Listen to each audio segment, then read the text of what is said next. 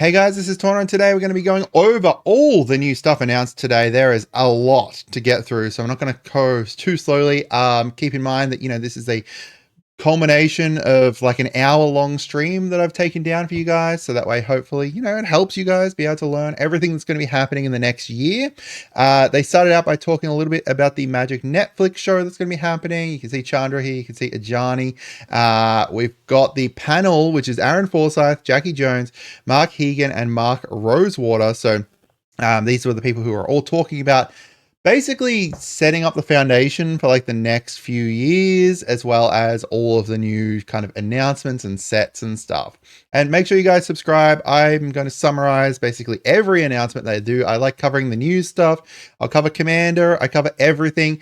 We're trying to hit 10,000 subscribers at the moment. So, I think this video is going to get more than 10,000 views. So please subscribe. We are honestly one of the best Magic channels out there for news, because this video is going to go live like literally within an hour of all this stuff finishing up. So first up, we had Inrad Remastered. This was actually very last in the panel, but I wanted to put this first because I wanted to talk about this here, which is the new headliners. So these are where they basically take one card from the set and then they pump out a bunch of different cool variants for it. So you've got like the serialized version here of Edgar Markov. And yes, that means Edgar Markov is getting a reprint here. And then we've got all the other versions of him here as well. So this is pretty exciting for Commander players who want to play as Edgar. If you've got Edgar, make sure you sell him off if you are one of the people who do that kind of thing. As well as, I just love the idea of kind of them taking one card and showing a whole bunch of love with some great kind of variants and everything for it. But these headlines are important for some stuff later on that I've intermingled with everything else. So talking about the Foundations era. So this is like, basically the era that we're kind of going into with where they want to do their kind of, I guess, their philosophies. So for learning, for building a collection, and for world building. So this is not just for Foundations, but beyond that too. So because of this, they kind of made the buyer box promo a quintessential card. So, we've got Solemn Simulacarium here being a reprint and, meant to be like the foundation for your Magic collection kind of thing. So setting up like the next 5 years of Magic, and this dude's in every Commander deck and everything. He's great card. So yeah, it's good to see him here. They talked about briefly how they could take some cards previously that didn't really get some love. So like Cancelled didn't really get any play.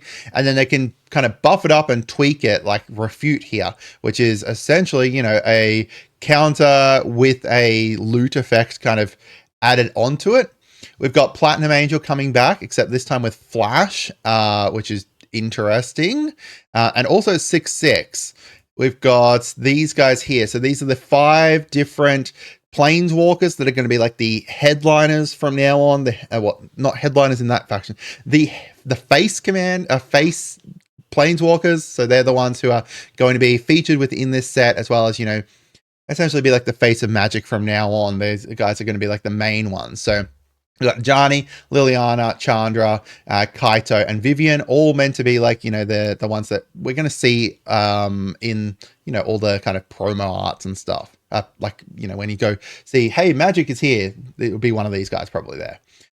They also showed these off, which is new, the Japanese versions, Japanese art styles for Foundation. So we've got Kaito, we've got Llanowar Elves, Day of Judgment, and then Herald of Eternal Dawn. I think we've seen all of these getting... No, we haven't seen that this Kaito is getting reprinted. And I don't think we've seen Day of Judgment is getting reprinted either.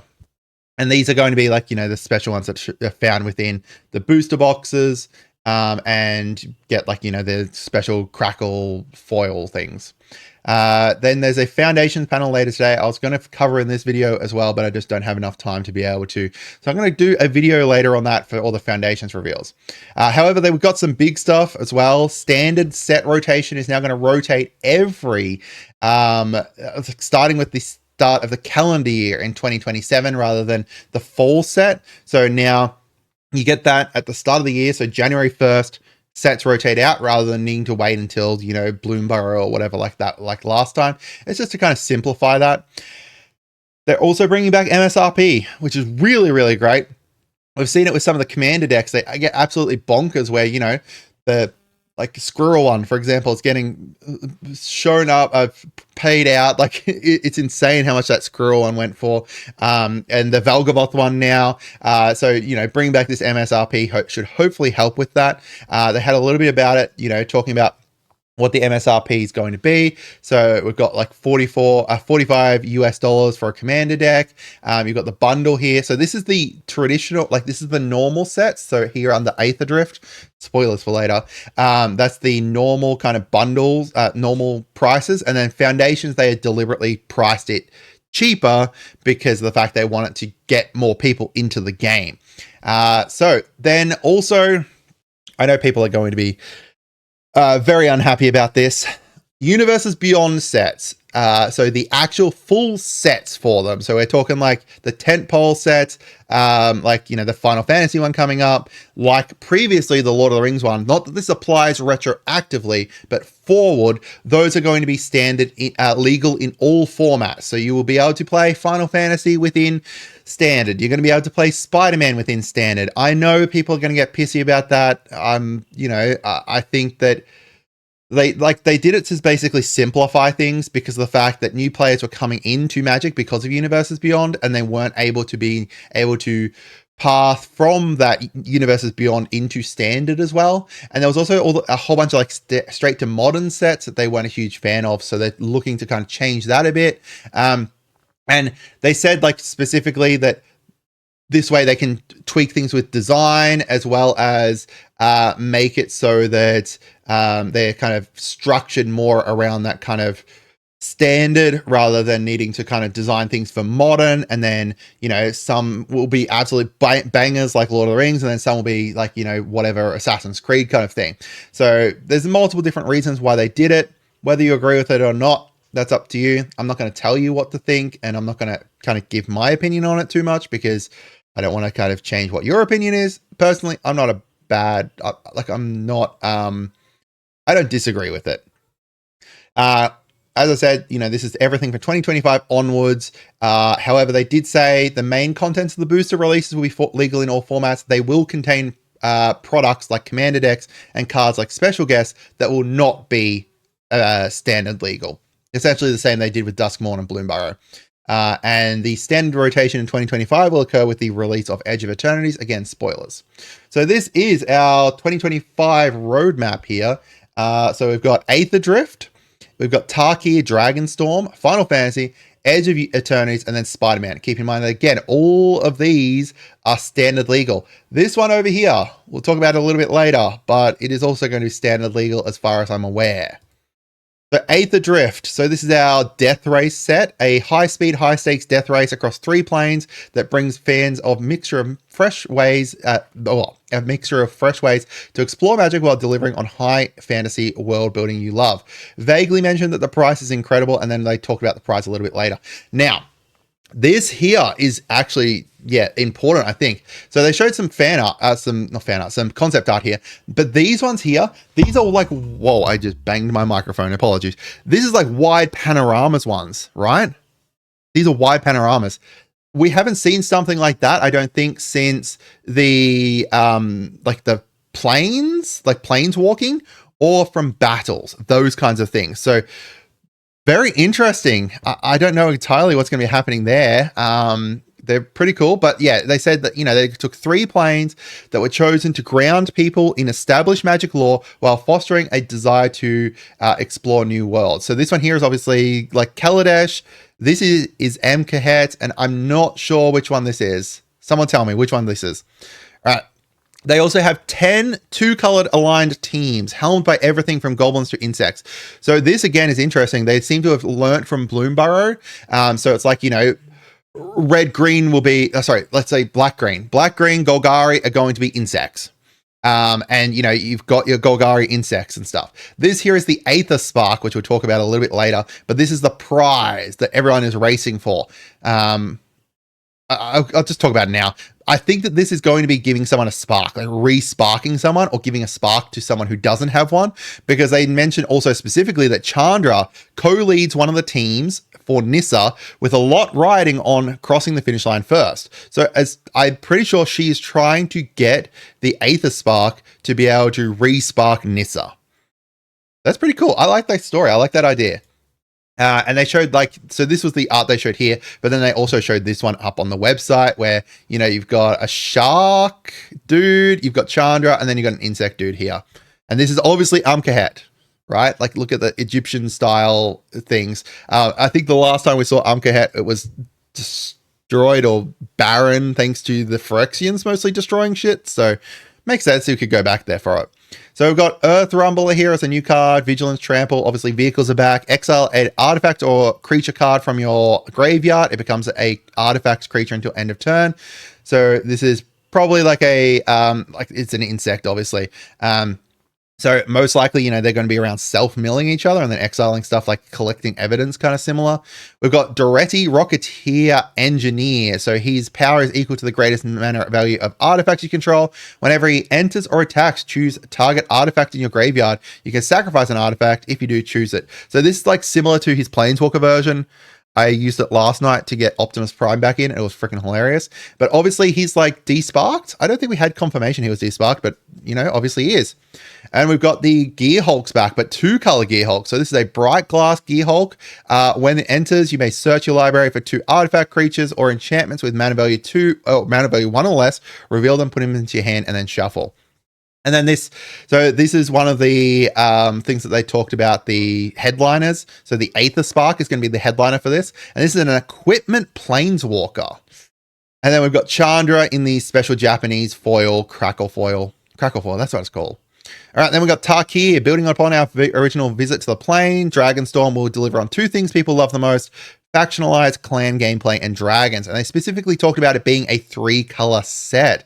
So, we got like Jeskai and stuff, Abzan, etc., etc. I'm going to be very interested to see how they pull this off, but given the fact that they kind of hated each other last time and the clans were gone mostly.